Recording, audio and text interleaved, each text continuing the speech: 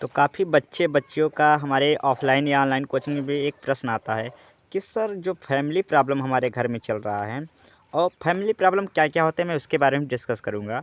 तो पूछते हैं कि सर जो फैमिली हमारे यहाँ प्रॉब्लम होता है, इसके वजह से हमारे तैयारी में जो है काफ़ी बच्चे यूपी टेट की तैयारी कर रहे हैं, सुपर टेट की, कुछ बच्चे सीटेट वगैरह की तैयारी करते हैं, कुछ D triple S B, KVS यानी जो भी टीचिंग एग्ज़ाम्स की तैयारी करते हैं या फिर अन्य जो कॉम्पिटिशन एग्ज़ाम है, एसएससी, बैंक, रेलवे। तो बच्चे हमारे पास एक ही प्रश्न लेकर बार-बार हमारे मैसेज कर रहे हैं, सर जो फैमिली प्रॉब्लम हमारे यहाँ है, उसके वजह से तैयारी करने में बहुत ही ज़्यादा क्या होती है, डिस्टर्बेंस होती है, बहुत ही ज़्यादा डिस्टर्बेंस होती है, जिसकी वजह से लगातार पढ़ाई हो नहीं पाती और कहीं न कहीं वे डिमोटिवेट होते जा रहे हैं। यानी कहीं न कहीं उनकी तैयारी में बहुत ज़्यादा बाधा आ रही है। तो बोलते हैं सर उसके लिए कोई एक सॉल्यूशन बताइए जिससे ये सब सारी चीज़ों को हम दूर कर सकें और जो हमारा सपना है, जो हमारा ड्रीम है कि एक सरकारी शिक्षक बनना या फिर एक सरकारी नौकरी पाना, उसमें हमारी कोई प्रॉब्लम ना हो। देखो बेटा यहाँ पे मैं आपको कोई मोटिवेशन करने नहीं आया हूँ कि आप एक काम करिए क्यों नहीं कर सकते हैं, सब करते तो आप क्यों नहीं कर सकते। मैं ये सब फालतू बातें नहीं कर रहा हूँ। मैं आपको सच्चाई बताने जा रहा हूँ। उसके बारे में आप ध्यान से सुनिएगा। तो यदि आप चैनल पर नए हैं तो पहले प्लीज़ चैनल सब्सक्राइब करके जुड़ जाइए जिससे आपको टीचिंग एग्जाम संबंधित जो भी आपको कोई मानसिक प्रॉब्लम भी हो तो भी आपको या फिर कोई जानकारी नई सूचना हो तो भी आपको सबसे पहले मिल जाएगा। सब्सक्राइब कर जुड़ जाइए।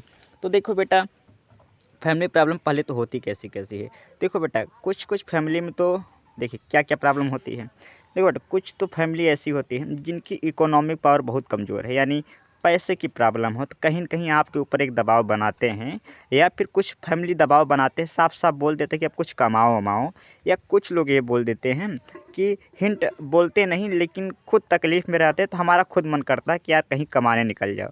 तो पैसे की बहुत ज़्यादा प्रॉब्लम आती है पहली चीज़। कुछ फैमिली में तो ये प्रॉब्लम होती है कि जिनके घर में बहुत ज़्यादा शिक्षा का अभाव है, तो उनके घर वाले यही क्योंकि वो कभी कॉम्पिटिशन एग्ज़ाम तैयारी किए नहीं होते हैं, तो उनके वो आपसे उम्मीदें बहुत ज़्यादा कर बैठते हैं कि ये पहले ही एग्ज़ाम में पास कर ले और आप देख रहे हैं कि आपने पिछले 6 से 7 एग्ज़ाम दे दिए, सब में फ़ेल हो रहे हैं। तो कहीं न कहीं एक मेंटली प्रेशर आपके घर वाले बना देते हैं, तुम कर क्या रहे हो, पढ़ नहीं रहे हो सही से। तो ये जो एक मेंटली प्रेशर घर वाले बनाते हैं कुछ इस तरीके से। आप इसको सोशल प्रेशर ही बोल रहे हैं, सामाजिक रूप से आपके ऊपर दबाव रहता है कि क्या कर रहे हो, कैसे कर रहे हो, वैकेंसी क्यों नहीं आ रही मतलब या फिर वैकेंसी क्लियर क्यों नहीं कर पा रहे हो। तो ये जो प्रॉब्लम होते हैं इसी को बोलेंगे फैमिली ये सब बाधा होती है या फिर कुछ बच्चियाँ हमारे पास होती हैं।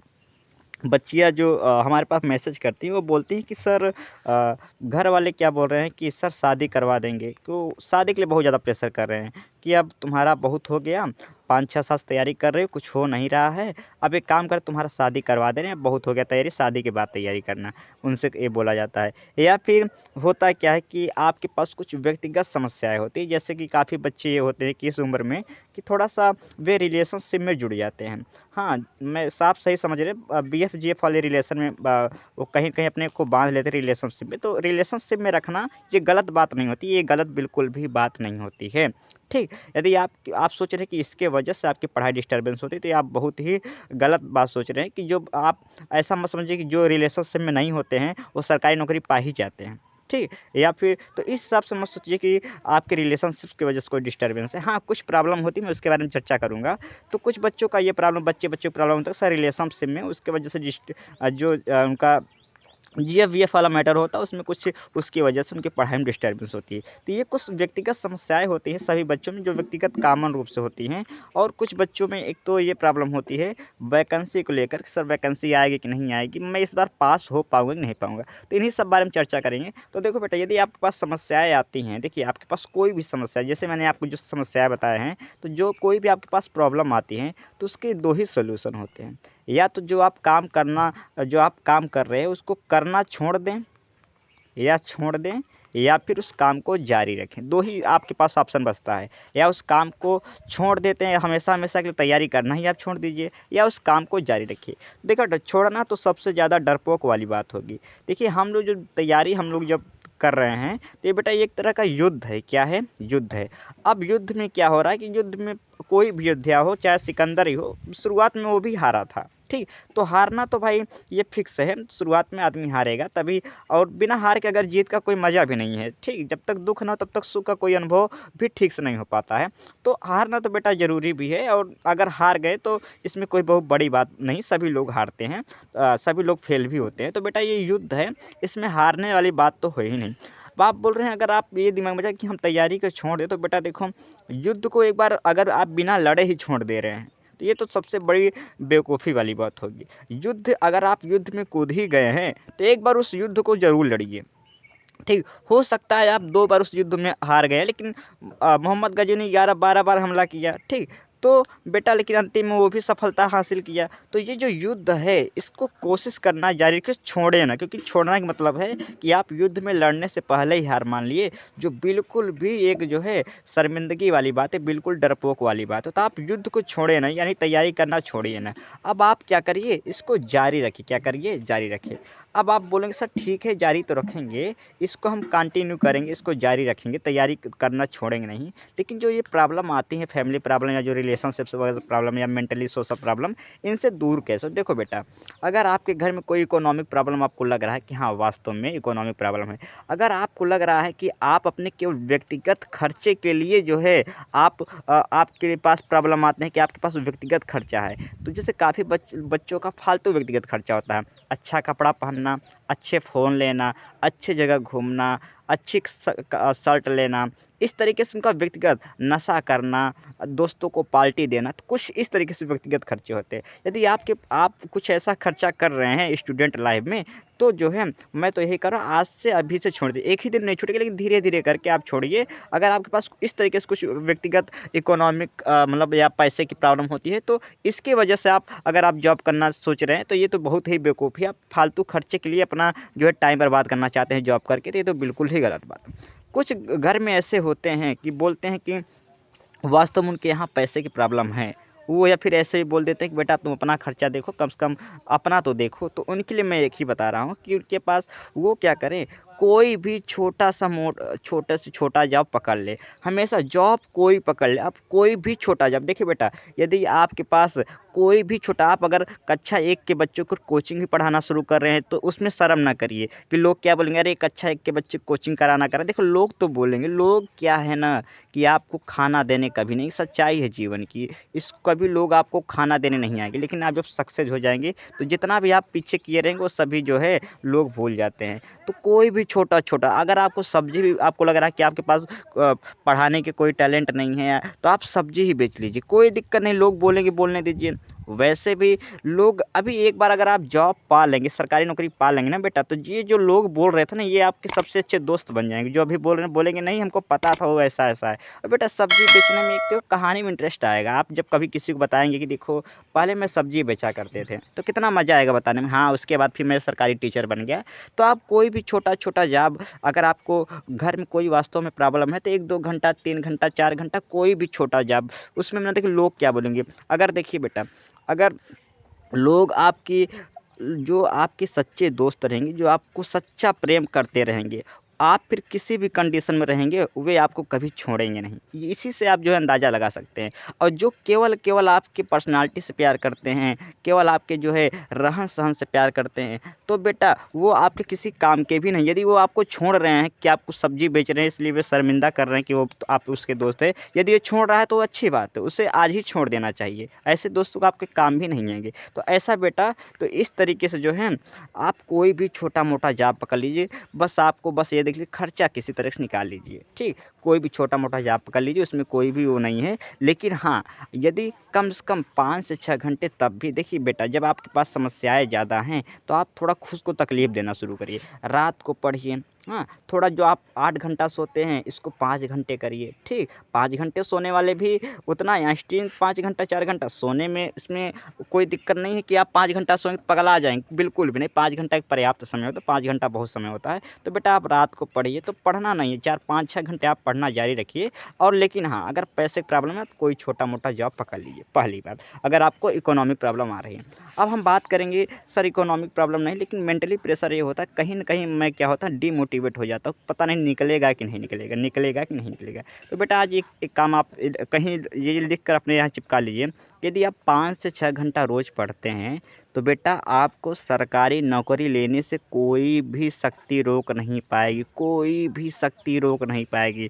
तो यदि आप 5 से 6 घंटा पढ़ रहे हैं तो आँख बंद करके आप कहीं दीवार में चिपका दीजिए कि आप एक सरकारी शिक्षक के रूप में बन रहे हैं या बन चुके हैं। ये दिमाग एकदम बिल्कुल सेट कर लीजिए। आप किसी भी तैयारी करें, 5 से 6 घंटा पढ़ रहे हैं तो आपको फिर सरकारी नौकरी फिक्स है। ठीक, तो इसलिए ये अपने दिमाग से टेंशन निकाल कि सरकारी नौकरी लगेगी कि नहीं लगेगी, लगेगी कि नहीं लगेगी, और ये भी टेंशन निकाल कि वैकेंसी आएगी कि नहीं आएगी। क्योंकि बेटा यही हमने देखा है कि वैकेंसी आ भी जाती है, हम लोग इंतज़ार ही करते रहे, तैयारी नहीं स्टार्ट करते, वैकेंसी आने के बाद स्टार्ट करते हैं और आ जाती है और हम फेल हो जाते हैं। तो ऐसा ना करिए कि वैकेंसी आने के बाद स्टार्ट करें, अभी से अपना जो टारगेट है उसको स्टार्ट कर दीजिए, पहली चीज़। ठीक, तो यही चीज़ है कि आप यदि बीच बीच में डिमोटिवेट होते हैं ना बेटा, तो यही एक तरीका है। देखो बेटा, डिमोटिवेट होने का एक ही तरीका है कि जब हम पढ़ना बंद कर देते हैं, जब हम अपना पहले हम 5 घंटा पढ़ते थे, फिर 4 घंटा पढ़ने लगे, फिर 3 घंटा पढ़ने लगे, जब हमारी पढ़ाई कम होने लगती है तो ऑटोमेटिक वहीं से हम क्या होने लगते हैं, डीमोटिवेट होने लगते हैं। यदि आप रेगुलर 5 से 6 घंटा पढ़े तो आप कभी भी डीमोटिवेट नहीं होगे, आप हमेशा एक जोश में भरे रहेंगे, पहली बात। तो मोटिवेट रखने के एक ही तरीका कि आप लगातार पढ़ाई जारी रखें। हाँ, बीच में हफ्ते में अगर एक दिन डिस्टर्बेंस हो जाता है तो उसको लेकर बहुत ज़्यादा आप डीमोटिवेट मत होइए। सभी बच्चे 1-2 दिन डिस्टर्बेंस हो जाते हैं, लेकिन हाँ, उस 1-2 दिन को आप अगले दिन पूर्ति करिए, तो इस तरीके से आप डीमोटिवेट से बच जाएंगे। अब हम बात करेंगे कि जिनको ये प्रॉब्लम आती है, बच्चे बच्चियों को सर रिलेशनशिप में हर दिन लड़ाई झगड़ा होती है, जीएफ बीएफ से लड़ाई झगड़ा हो रहा है, तो देखो बेटा, पहला चीज़ तो जब आप जीएफ या बीएफ बनाइए तो इस बात का ज़रूर ध्यान रखिए कि वो जो आपका ड्रीम है, जो आपका सपना है, वो उसमें आपका साथ दे रहा है कि नहीं दे रहा है। आप जिसकी तैयारी कर रहे हो, आप उसके लिए मोटिवेट कर नहीं कर रहा है, आपको उसको मानसिक आपकी मदद कर रहा है। ठीक, यदि वो आपके ड्रीम में हेल्प नहीं कर रहा है तो बेटा समझ लीजिए कि आपका प्यार केवल एक दिखावा है। कि प्यार का अर्थ ही क्या होता है बेटा, प्यार का अर्थ होता है सपोर्ट। क्या होता है, सपोर्ट। जहाँ पे जब सच्चा प्यार होता है तो एक दूसरे की ज़िंदगी में एक अच्छा बदलाव होता है बेटा। ये बदलाव अगर आपको ड्रीम में हेल्प नहीं कर रहा, आपके सपने को पूरा करने में मदद नहीं कर पा रहा है, तो समझ लीजिए बेटा बस आपका प्यार केवल शरीर से संबंधित है या फिर केवल एक दिखावा है। तो बेटा ऐसा जीएफ जो आपके ड्रीम में आप पढ़ रहे हैं, वो इसलिए नाराज़ हो रहा है, आप पढ़ रहे थे, वो मैसेज किया, आपने उसके मैसेज का रिप्लाई नहीं दिया, और आप जब उससे बोले कि मैं पढ़ रही थी या पढ़ रहा था इसलिए मैसेज रिप्लाई नहीं दिया या दी, तो वो नाराज़ हो गया। तो समझ लीजिए बेटा कि ऐसा बच्चा, ऐसा लड़का लड़की आपके बिल्कुल भी काम का नहीं, उसे आज ही उससे रिश्ता तोड़ दे, तभी आपके लिए बेहतर ही होगा। ठीक, समझ में आई बात। तो ऐसे रिश्तों को आप फॉलो ना करिए। हाँ, यदि वो मान लेते हैं कि वो अच्छा इंसान है, बस थोड़ा सा उसके अंदर बचपन है, तो उसे 1-2 बार समझाइए, उसके अपने सपनों के बारे में बताइए। आपके घर वाले डिस्टर्बेंस कर रहे हैं तो उसके अपने सपनों के बारे में बताइए कि सर ये प्रॉब्लम है, मैं पढ़ना चाहता हूँ, मैं बहुत इतना कमज़ोर हूँ, इसलिए मुझे समय चाहिए, मैं इतने दिन बाद ही बात करूँगा, मैं रोज़ नहीं समय आपको दे पाऊँगा। तो उससे समझाएंगे प्यार से, तो अगर वो पक्का आपसे प्यार कर रहा होगा या प्यार कर रही होगी तो वो निश्चित रूप से आपकी भावनाओं को समझेगा और आपको एक अच्छा स्पेस देगा, आपको एक अच्छा सपोर्ट देगा, आपको अपने सपने को पूरा करने के लिए। पहली बात तो आपकी जो है, कोई भी जीएफ बीएफ होगा तो अगर अच्छा होगा तो ड्रीम में आपके सपोर्ट करेगा, और इसे समझाइए। देखिए बेटा, कोई भी, चाहे घर वाले हैं अगर आपसे नाराज़ हैं, चाहे जीएफ बीएफ आपसे नाराज़ हैं, तो बेटा देखिए बातचीत बहुत ज़रूरी होता है।